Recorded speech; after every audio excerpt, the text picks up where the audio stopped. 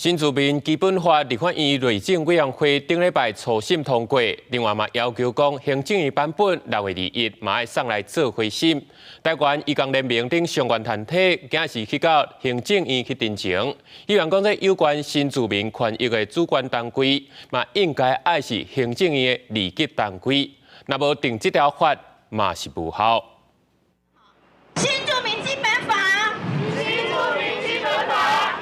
大声喊口号，希望新队阁听到新住民甲移工的心声，包括台湾移工联盟等等的团体，十九去行政院外口陈情，因为有关100万的婚姻移民，甲因的囡仔，还有70多万移工的新住民基本法。 立法院内政委员会已经初审通过，委员会还佫要求正院的版本21送立法院审议，并按条约协商，拉高到我们的2级单位，让这个法令真的可以起到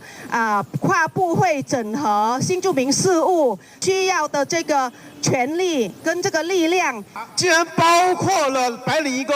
我们就认为蓝领移工也应该包括进去。 不应该有这样的区分，要不然它就是一种歧视。来参与的团体向倒用台瑞国发声，希望行政院的版本爱回应管理移民政策、甲新住民权益的专责单位，应该是行政院日级单位等等的诉求，嘛要兼顾拿白领移工的权益。难道对许多的移工在我们的家中为我们做我们最不喜欢的事情，就是照顾我们的长辈？